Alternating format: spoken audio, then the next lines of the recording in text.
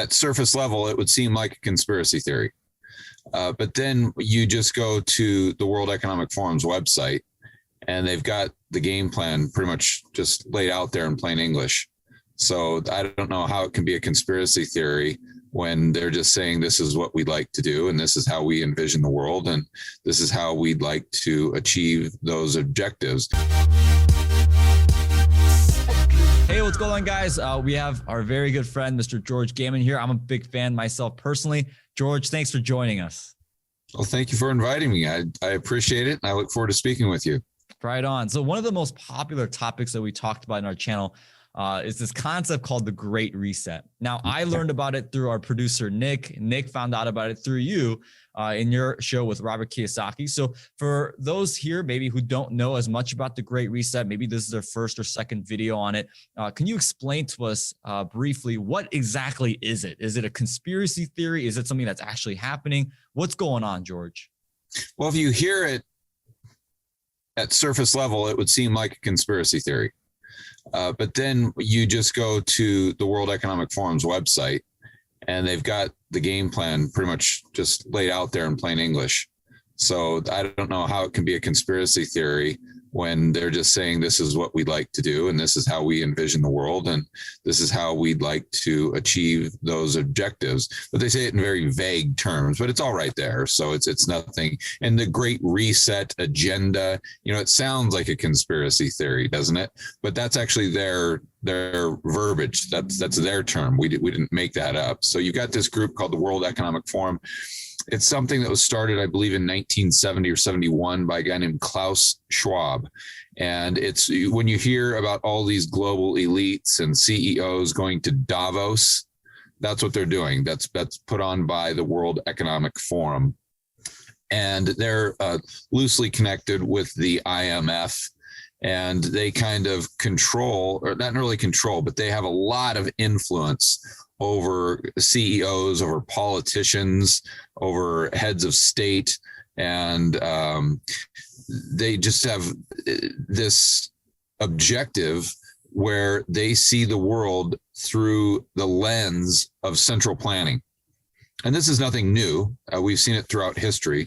They just believe, if you can say, you've got to try to compartmentalize and determine whether their objectives are altruistic or whether there's some sort of malicious intent. And assuming their objectives are because they want to benefit society or humanity, and they just see the world a lot differently than we do, then you say they're socialists. And they don't like to use those terms because they might not be popular with the West or something like that. But they're central planners or socialists. They believe that there's a group of people in the world that are far more intelligent than you and I.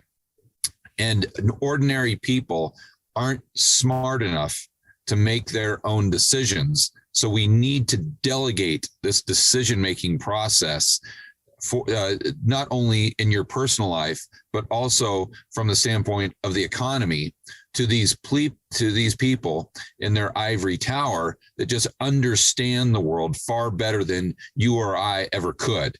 And so we can't leave the world up to these rubes out there in the United States or other places, because they're going to destroy it through climate change. They're going to, through late stage capitalism, they're going to completely destroy industry. They're going to lower the standard of living. And unless we come in, these people who have seen the light, unless we come in and intervene and take control over everything, they're going to completely ruin the planet Earth, and society at large is going to become poorer as a result of us not taking control. That's kind of their mentality, if you assume they have good intentions. So it really leads to a controlled type of economy. I would assume that most of these people have studied history and are relatively intelligent when it comes to economics. And the big problem with central planning, if you go back and look at communist Russia as an example, is they don't have price signals. So if you don't have price signals, then it's very difficult, it's basically impossible to allocate resources efficiently. Yeah. That's why you can have a country like Russia, communist Russia, that has the Ukraine, which is very fertile, but yet they can have famine throughout the entire region. It's because they can't figure out where to allocate these resources because there's no prices telling them, hey, you need more metal over here, or hey, you need more fertilizer over there. You need more lumber over here. That's what prices do so well. The average person doesn't understand how important prices and price discovery and signals are in the free market and how beneficial they are. And we could not have what we have today in any economy without prices. And the more you distort those prices, the more you distort the economy at large. So I think they know this, and they've tried to figure out, okay, in order to have a more equitable society, we want socialism. We need to control the means of production. But the downside to that is we're not going to have true price discovery, and we might fall back to the mistakes that they made, let's say in communist Russia or China or Vietnam, other places. So they haven't come out and expressed this, they haven't said this explicitly, but I think if you connect the dots by reading a lot of the material they have on their website, you kind of see how they're navigating this game plan. So if your problem is price discovery, then what you need is as much real-time data without the pure price signals as you can possibly get. And now we have artificial intelligence. And that is a technology that's advancing by the day, by the month, by the year, by leaps and bounds. So if you could centralize every single transaction in an entire economy and get that data in real time and then plug it in to your artificial intelligence, then that could potentially tell the central planners where to allocate resources, just like pure price discovery does in free market capitalism. So how would they achieve that objective? Well, if you put me in charge and said, George, this is what you have to do, and I put on my, Dr. Evil hat for a while, I would say, well, you've got to have a central bank digital currency first and foremost, because then all of us have an account with the central bank. So in the United States, we would all have an account with the Fed. Okay, just like the primary dealer banks have an account with the Fed, and they would give you, let's say, UBI. So they'd send you $2,000 worth of Fed bucks, which are basically bank reserves, and they'd have to create some system where those bank reserves were actually legal tender. That goes down a completely separate rabbit hole. But the bottom line is we all have bank accounts there. We get this UBI. We put all of our, quote unquote cash, which is a bank liability. We hold that with the Fed instead of Bank of America, Wells Fargo, or at least goes through Bank of America and then ends up at the Fed. So what they're doing, and that's individuals and businesses. So what they're doing is they're capturing every single transaction in the entire economy through the Fed, and that's being plugged, or could be plugged into this AI, and that tells the politicians or whatever task force, the economic task force, where that oil needs to go, because they take over the oil industry because they're worried about climate change, or they take over nuclear, or they take over the car production, Ford and GM or whatever their game plan is. And so that's a way that theoretically you might be able to have and again, these are their words, not mine. Right. You could have the upside of socialism, where you have a more equitable society because government is controlling the means of production, without the downside of wasting all of your economic resources because you don't have good price signals and data that's coming from those. So and also they're talking about wanting everyone to live in an urban society, so then everything is connected. Through your refrigerator is connected, your car is connected. Well, you wouldn't own a car, but the cars that would be driving around would be connected. Not only that, but excuse me, I'm sorry, but they would have they've talked about having computer chips inserted into your skin. Now they claim that this would be wildly beneficial for health and longevity, because we'd get your heart rate and your cholesterol in real time, and that could go right into the cloud, and your doctor could access that, and this and this and this. But it also goes into this call it cloud that's receiving all of the data from the transactions. Well, your vital signs are going into that as well, along with, they've even talked about having something that monitors your thought patterns. And again, this is on their website. I'm not, I know it sounds crazy, but it's right there if you just look. So your thoughts and dreams also go into this system.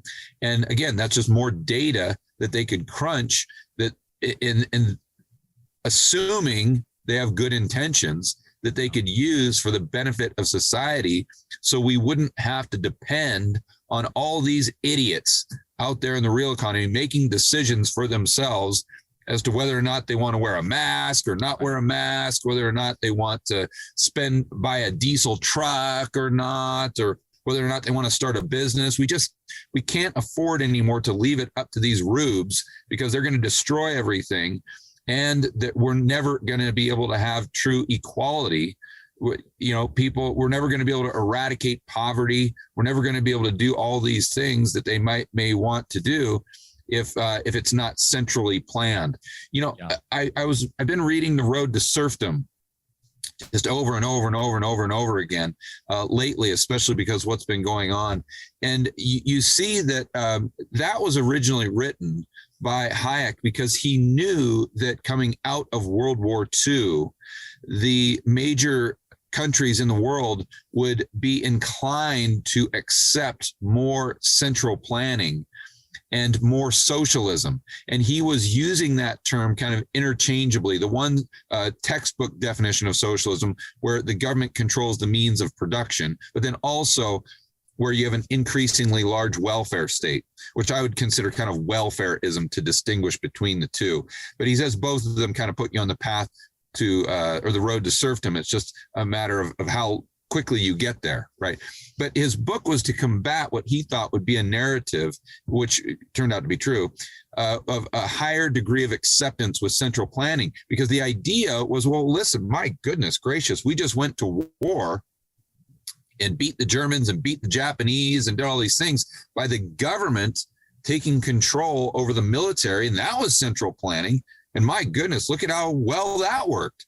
So if it works great in the military, we have proof right there of the last few years. Why wouldn't it work great with the central planners who control the military to control the economy as well? And then we could, if there's too much profit over here in this business, well, the government should just take it over and they can allocate those profit to people who need it more. And then we can just become better and better and better, and we can evolve as a society. And then we can just live these great lives, this utopian state. So this is their objective. And they have all these kind of different terms they use, but it's taking you to the same end game. Like they always talk about stakeholder capitalism instead of shareholder capitalism, which is just a nonsense way of saying corporatism, more central planning, and we want to be calling the shots. And instead of letting you stupid people choose what charity you want to donate to, we should leave it to the corporations and guys like Mark Benioff, at Salesforce. He's one of these disciples of Klaus.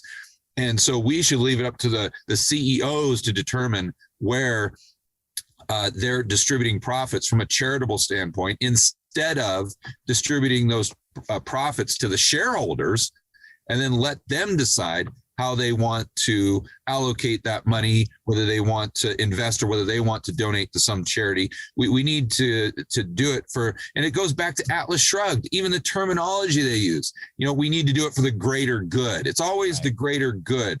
We need to do this for society, to make sure that we're increasing, equality and all of these buzzwords. But it just goes back to the same place. They want socialism. They want central planning, and they think they should be the ones that should be calling the shots for pretty much the entire world. And we just talked about the economic stuff, but they believe that from the standpoint of the global monetary system as well. Yeah, no, I mean, I think it spreads not only just with economics, but just social life, political life. I mean, really all aspects of life, you know, in general. So George, you just said a mouthful, right? That's a lot of good material you just said. And you kind of painted us the picture of what is life headed towards, right? What is the desired life of these individuals that they're trying to paint? You know, you mentioned stuff about, you know, UBI, you mentioned stuff about control and, you know, about the chips in our skin to monitor our health. And you alluded to it, right? They're using these terminologies and reasonings that sound great right now. But I think for a lot of people who are researching this, right? I mean, when I did my research on the Great Reset to make videos, you know, I was reading stuff about, you know, they're not going to let us eat meat and, you know, stuff about Bill Gates and all these different things. But help us to understand. And I'm going to ask you real quick a question in a moment here, referencing to my generation, which is the millennials, about capitalism versus socialism. But before we go ahead and do that, give us the final paintbrush here in terms of what does that picture look like? You know, when the WEF, the World Economic Forum, has their desired outcome, when these global elites has their desired outcome, what does life look like for me and you? What does that mean for our business? What does that mean for our families? What is the day-to-day life going to look like? In their dream world? Yeah, because it doesn't have to go there. I don't want to make it sound like this is some foregone conclusion or not. It's not. You know, I think this is just a very small minority. Now, unfortunately, there's been small minorities that have gained a lot of power throughout history, and but their dream world is everyone living in a city that's all connected. You know, everything, your car is connected to the cloud, and all that data is going to them, your thoughts, your dreams, your vital signs. And you don't own anything. One of their sayings, it's kind of like a meme on Twitter, and it comes from them. We didn't make this up. It's you'll own nothing and you'll be happy. So you basically rent everything. You no longer own a car. You know, I just spoke with Eric Peters, who's a libertarian car reviewer, and he believes because of these extreme regulations that they're putting on the car makers, that cars will become so expensive in the future that very few people will be able to afford them. And he believes what they might try to do is the government just buy all the cars from the manufacturers, and then we would rent the cars from the government as we need them. So they'd have this government fleet of Ubers, let's say, that were all autonomous, that were just driving around. So whenever you need to go somewhere, because you live in this city, well, their dream is that you just take a bicycle everywhere. But if you do have to have one of these crazy cars for some reason, then you just summon it, you know, just like an Uber, but it would be like this government controlled Uber where it shows up and then it's electric, autonomous, you get in, go where you want to go. And of course they're tracking everything and measuring it, determining, you know, where you're going and why. And then they're reading your thoughts as to why you're going there. And then they want this these chips connected to your head. So you can, whatever you're thinking about for dinner, as an example, that you won't own any utensils, you won't own any plates, any bowls, anything like that. You'll just think it during lunch, oh my gosh, I'd love Italian food for dinner. And then when you get back to your flat, let's say, that of course you don't own, you're renting from Klaus or whomever, then you take your government electric car back to your house, and then drones deliver your whole little spaghetti plate, and your utensils and everything, and then you just give it back to the drone when you get done with it. Then so you can live in these spaces that are a lot more compact because you don't own anything. They envision that doing the same thing for clothing. And this is their world. It's all electrified, of course, and they don't tell you how they're going to get there. But we all live in these little, no one lives in rural areas, and those who do are just kind of outside of the system. They give a real eerie presentation of those people who live outside or choose to live outside of the cities, very similar to Hunger Games. Yes. In the sense that, remember, there was that there was that one district, like District 13 or whatever, and that's where all the people lived out in the forest, and those crazy people. You don't want to deal with them. Those are the ones that don't want to be a part of this utopian system we have. And so they kind of paint this picture where there would be most likely some people who couldn't see the value in owning nothing, and they couldn't see the value of having a chip in their forehead, and they couldn't see a value of all these things that are just completely obvious to anyone with a brain, and therefore they want to live like animals out in the forest and maybe their district and maybe drive their diesel truck or something like that. And they kind of just say that, yeah, that may happen. And there could be some people that choose that, but we just feel sorry for them because they're like lost souls out there that just can't see the light and haven't had this epiphany moment like we had. And they actually have blog posts where they're talking about this stuff. I mean, again, it sounds like I'm making this stuff up. It's all there. And trust me, I'm not that creative to make this up. You can read their blog posts, and sometimes we want this to happen. Sometimes they present it like, maybe this is what the future would look like. Well, maybe so they kind of weasel out of it to say, well, no, we're not saying we want that. We're just trying to envision what the future would probably look like in 2030. You probably won't eat meat in 2030. You probably won't do this, probably won't do this. And then you kind of read other things to where they're really trying to steer you in that direction and trying to really, I think, use propaganda to convince you that this is the path to enlightenment. Yeah, no, I absolutely agree. So last question here for you, George. And this is a kind of a personal question of mine, actually. So, I'm a young man. I'm only in my mid-20s, and a lot of my generation, because I belong to the millennial generation. But one of the things that really scare me is that it seems that, with Gen Z and the younger the folks get, it seems that socialism is becoming a little bit more popular in America than it used to be 10 years ago, and 10 years before that, and 10 years before that. So for you, you're a great economic mind. What is your message to my generation and the people watching this right now? Or maybe, a friend is watching this and they have a friend that, believes in socialism or democratic socialism that's around my age, and maybe they're wanting to send this video to those individuals and share it. What would be your message to my generation and younger who says, hey, what's wrong with socialism? What's wrong with everybody being taken care of? And, there's no homeless people, and it's a perfect world, and everyone's nice to each other, and no one's feelings get hurt. What is your message to those individuals? Well, you have to start from a point of realizing that we are imperfect creatures living in an imperfect world. You are never going to eradicate poverty. You're never going to eradicate inequality. It's not going to happen. It's just not the world we live in.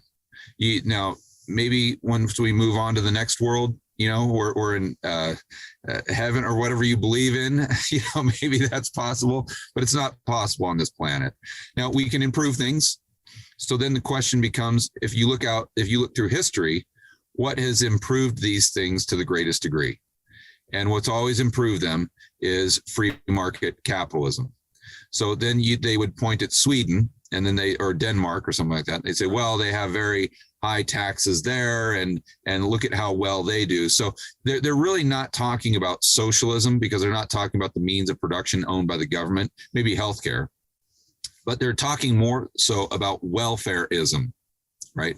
To where you're extracting resources from the private sector, from people who produce, and those resources are going to the government, and the government is redistributing those resources to people who they think will benefit from that redistribution. That's basically the premise of welfareism. Well, what you're assuming right there is you're assuming, number one, that the government spends money well. And it doesn't. It's incredibly inefficient. And then you're also assuming that every dollar that's extracted from the producers are somehow going to end up in the back pocket of those individuals who need them. And that's wildly untrue. I mean, look at this last round of, let's say, what was it, $4 trillion stimulus package? How many dollars actually went out as stimulus checks? What was it, 200 billion? Very so low. What's the other 3.8 trillion going to? It's going to the back pockets of the politicians and the cronies and the people who are we call it the Cantillon effect, because the people who are these political insiders or financial insiders, they're the ones that are getting the 3.8 trillion that eventually we will have to pay for through taxes or inflation. But another thing that it's doing is it's taking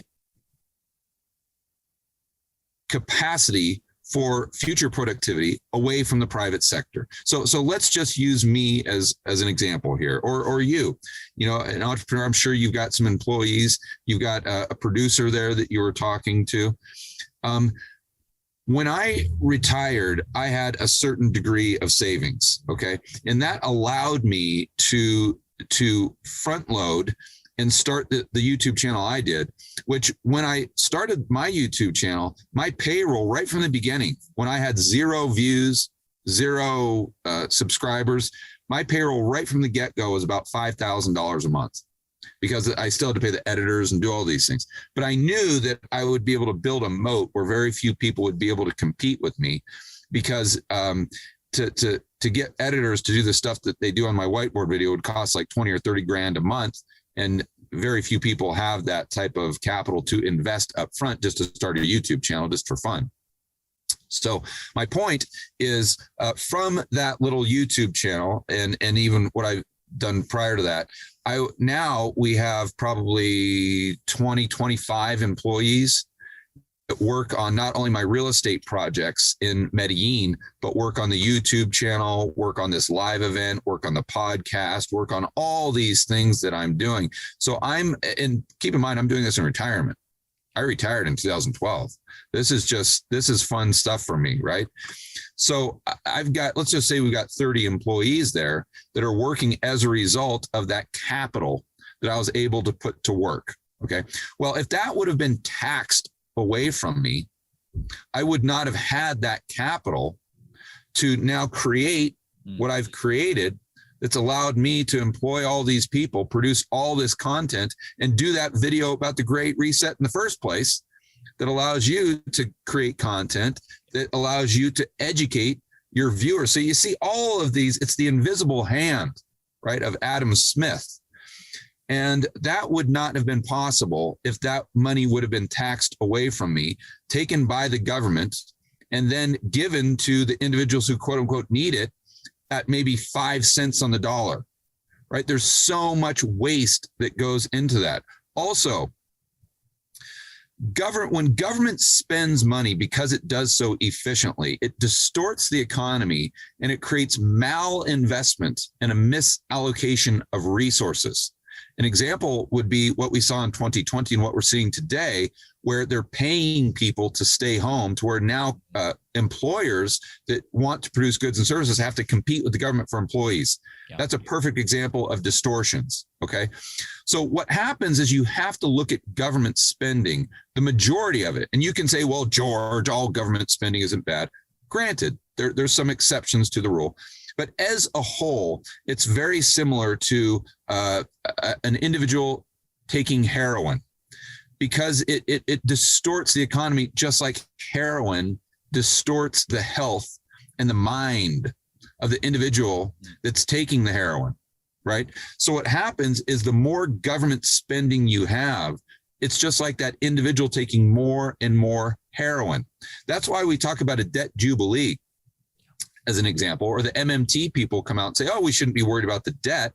That's irrelevant. The only thing we should worry about is inflation. And we should just, print up 75 trillion to pay for the Green New Deal and have education for all and healthcare for all and all these things, because we are a currency issuer and we're not a currency user, to use the MMT terms, right?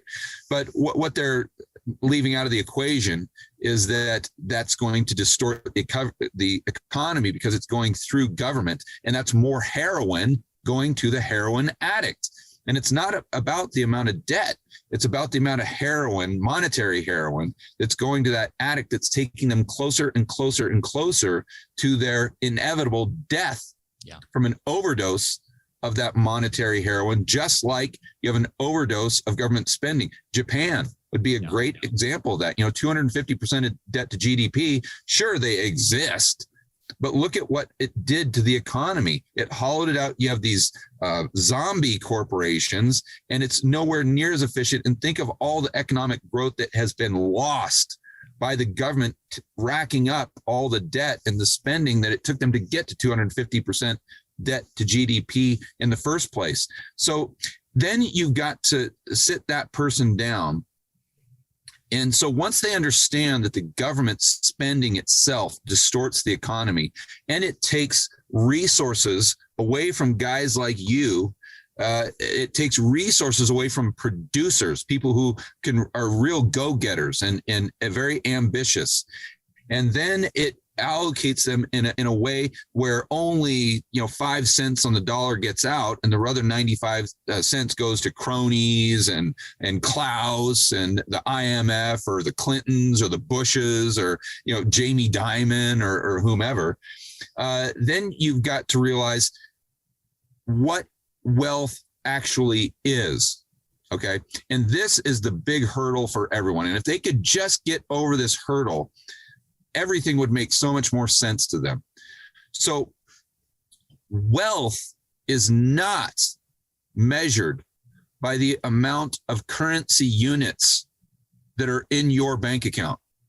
Wealth is not measured by the amount of currency units that we have as a society as a whole, right? So for whatever reason, we tend to believe that if everyone in society just had a larger number in their checking deposit, then we would be wealthy. We would be far more wealthier. But think about that. If that was true, the wealthiest country on the planet right now would be Venezuela, because everyone there is literally a billionaire measured in their local currency. Well, why isn't Venezuela the richest country on the planet Earth? Because they don't have any goods or services. So my point, let's use another example. You and I are stranded on a desert island, and all we have is sand, coconut, and some salt water. But we have a huge chest full of gold, or $1 billion, or we have our USB drive with $1 billion in Bitcoin. How rich are we? We're we're poor because we don't have any stuff. Right. We don't have anything to buy. Right. And so my point is, the wealth of society is measured by how many goods and services it can produce efficiently. So then you have to ask yourself the question, are the objectives or the game plan outlined by those who favor democratic socialism, is that going to create more goods and services, or is that going to create less goods and services? If it creates less, then by definition, society as a whole is going to become poorer. If it creates more, then society as a whole is becoming richer. So if you look at things through that lens, then it becomes clear how that's not a path to prosperity. But what it is a path, or it puts us on the road to serfdom. That's the last thing people need to realize. So we, in a lot of millennials and a lot of people in general, tend to see the solution as government. Well, if we just had a better person micromanaging the economy, or micromanaging us, well, oh my gosh, things would be so much better. If we just get the right guy or gal in the White House, all our problems would be solved. If we could, but yeah, and see, I really want, and this is other people talking, they say, well, I think we should do more lockdowns now. And if we could just get if we could just all listen to Fauci, then everything would be fine, and we'd flatten the curve, and we'd all be able to go back to our our lives, or if we just had, universal medical care or Medicaid for all, whether they call it, or college for all, then it would be great. And if we could just get this politician in there and give them the power to do that, then it would just solve all of our problems. See, this is the mindset. But what they fail to think through is the end game. Yeah. If you give a politician X amount of power, at some point in time, there's going to be a politician in office that uses that power you gave them against you. So right now, you could say we need to give the government all of this power to lock us in our own homes, or to force us to wear a mask, or, fill in the blank with what's happened in 2020 and 2021. And if we do that, it'll be great, assuming you believe this. But what you're not understanding is, okay, once you give them that power to do something you want them to do, and once you give the people you like that power, they're not giving it back. And although currently there may be people that you like using that power for things you want to do, eventually there's going to be someone there that you don't like using that power for something you don't like either. And most likely it's going to be used against you. So the solution is to give the government, the federal government especially, very little power to begin with, and leave the decision-making process up to the individual. Right. And it requires having principles. And see, that's what's really wrong with the left, and that's what's wrong with the right as well, is that no one has any principles. They just wake up in the morning and say, oh no, we should do this. Or no, we should do this. Or we should go to half lockdown. Or no, we should do a curfew at 3 o'clock instead of 10 o'clock. Or no, we should, the Republicans right now, we shouldn't do 4 trillion in stimulus. We should do 3 trillion. Well, where'd you get that number? Like, what are you talking about? There's no principles at all. There's no guiding light. There's no ethical or moral North Star to where they can say, no, regardless of how I feel this morning, this is what we should do because I know that's best, considering the fact that there is no perfect solution. Capitalism is not perfect. Socialism is not perfect. We've just got to take the dirtiest shirt in the hamper, because at the end of the day, we're all imperfect creatures. Like I said the other day, living in an imperfect world. So you've got to come up with that, the best of the worst solution, right? And if you're able to think things through at that level and have principles, let me give you a good example. And and listen, I make a ton of mistakes, but here's an area where I think I was actually able to use principles to my advantage. And Ron Paul is a great example of someone who is principled and really made some great decisions looking back through history, like the Iraq War, to where he didn't let the general public sway his decision-making process because he just reverted back to that North Star. But when I call it the cerveza sickness, but when this came out, and I started doing videos on this in January of 2020, based on work from buddies of mine like Chris Martinson and Eric Townsend with Macro Voices. So I started talking about this then, that, hey guys, this thing that's going on in China, this could be a big deal. We could see like a police state type of situation throughout the world. And in the United States, and I was talking about the R0 value, and I was saying, hey, this thing might not be the flu. That you got to pay attention to this thing here. And everyone, of course, was telling me that I was a tinfoil hatter and conspiracy theorist. And then once it really started to come out that this thing could be bad news, if you remember back to March and February, we didn't have a lot of data on this thing. I mean, you didn't know if the case fatality rate was going to be 0.5%, which fortunately it's very low, but you didn't know it was going to be 50%. I mean, who knows what? And so how do you make decisions? I mean, should we give the government that control if it has a 50% case fatality rate, as an example? And it was very difficult back in those times to think clearly. But I remember going on several podcasts like yours where I was asked the question, what should we do about this? And I said, frankly, I don't know. I don't have the answers, and because we don't have enough data to make correct decisions right now, or any decisions. But this is one thing I do know, is that we shouldn't give any power to the government. Whatever decision is made should be made by the individual. So if the individual wants to lock themselves in their house, that's fine. But we shouldn't allow the government to force us to do anything. The government should give us the data to the best of their ability, and they should let people make their own decisions. And looking back in retrospect, that was probably the correct approach. And it was very difficult to do that, but I was able to come to that conclusion based on my principles.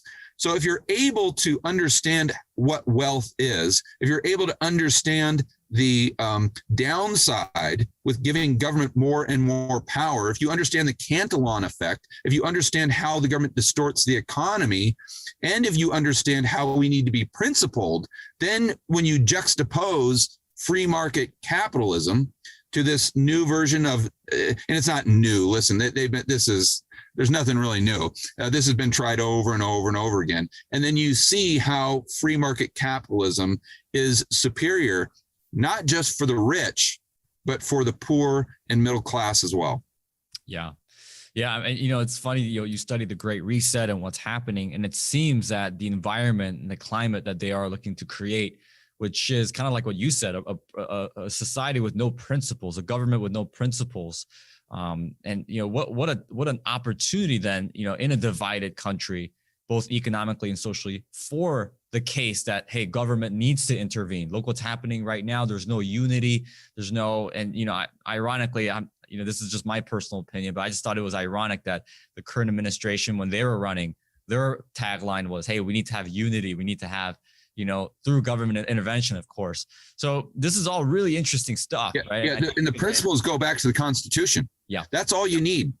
That is the principle right there. It's the law, and that's the problem right now. Is the politicians just totally ignore the Constitution, and the Fed is ignoring the Federal Reserve Act. So if we become, and that's why it's so important that we're a nation of law, and not a nation of men. Because we need something that constrains the central planners, because they're greedy just like Jamie Dimon. They're flawed just like anyone else. In fact, I would argue they're far more flawed and far more greedy and have far less morals and ethics than any of us. The law is what protects us from them. Those are the principles we need. So what's happened is society has given up on the Constitution. Now you've got all these people claiming that it's a living, breathing document. That's utter nonsense. All that means is we should just do away with it and just make laws and willy-nilly based on how we feel that day, or whatever. It's mob rule. Yeah, basically what it is. It's just mob rule, and we are going to succumb to our own deficiencies as human beings. That we've got to understand that we are emotional human beings at our core. We like to think that we're rational individuals and all these things. We're really not. We're emotional human beings. And that's what's so wonderful about the Constitution. It's just a set of principles and guidelines that if we just stick with it, it's not perfect. It's not going to solve all of our problems, but in the long run, that's how we're going to flourish. And that's why, we've got this lawsuit against the Fed and every, I don't know if you want to talk about that, but anyway, it's all about those principles. That's for sure. Yeah, no, I agree. We got to have parameters. It's accountability. I think if you study any society in history, whether it be the Roman Empire or whatever it may be, this is the downfall a lot of times. Yeah. Another example too, for your socialist friends, is you've got to ask them the question, if Germany, if the government there had very little power, let's say it had as much power as our federal government did back in the late 1700s, basically zero. You know, would there have been a Nazi Germany? Would there have even been a Hitler? Because you see, what happens when the government has so much power is it attracts people who have an insatiable lust for the power to control other people. And if you've got a guy like Hitler who has an insatiable lust to control other people, would he even want a job where he doesn't have any power? You see? So if just using that as an example that everyone can kind of relate to because they know the story, if the German government would not have had any power whatsoever, very, very little power, you would not have had the atrocities that we saw in World War II. I mean, just go back throughout history. How many human atrocities have been created from very little government? And how many have been created from too much government or too much central planning or too much control, i.e. a dictatorship? Right. Yeah, no, you're absolutely right. For what we know, Hitler could have just been a general manager at Volkswagen, you know, had the government been a lot less powerful in those days. Yeah, there you go. This is incredible. George, we can create 15 videos based on this conversation, I think. But I think it'd be better if we just directed them to your channel. You know, I think that's a good idea. So real quick, where can they find you on YouTube? I know you got an event coming up, so maybe you want to talk a little bit about that, but where can people find you? Yeah, just you can Google my name. It's George. Typical spelling. Gammon is Gammon, and that will pull up my YouTube channel, my website, and everything I do. We're doing an event called Rebel Capitalist Live. That's my podcast is called The Rebel Capitalist Show. And it's an actual live event, not a live Zoom event or a live Skype event. It's where you're actually going to meet human beings. What we're meant to do is interact with one another and be social. I think that's what we're meant to do. And that's how we're hardwired. And that's actually, I think, where we learn the most too. Yeah. And it's in Miami, June 11th to the 13th. And I've got speakers. It's your typical investment conference, but we're going to talk about economics, investing, personal freedom, gold, Bitcoin, real estate. I've got Ken McElroy, Jason Hartman, Mark Moss, Jeff Snyder, Brent Johnson. A lot of the people that I interview from my show are going to be there speaking live. We've got cocktail parties. You can network with other like-minded individuals, and you're going to get some great actionable advice. But also, I think it's really important during this time where so many people haven't been able to be social and they've been just locked up in a cage for the last year and a half. And they might feel as though they're isolated, like they don't relate anymore to any of their friends because they value liberty and freedom, and all their friends just see the world completely different. And they might be kind of a little bummed out and kind of down and not knowing what's happening in the world and just looking for clarity. And I think that's so important why we're doing this, or it's so important we're doing this event now. So to give people the opportunity to get out and realize that the crazies out there, in my opinion, they're a vocal minority.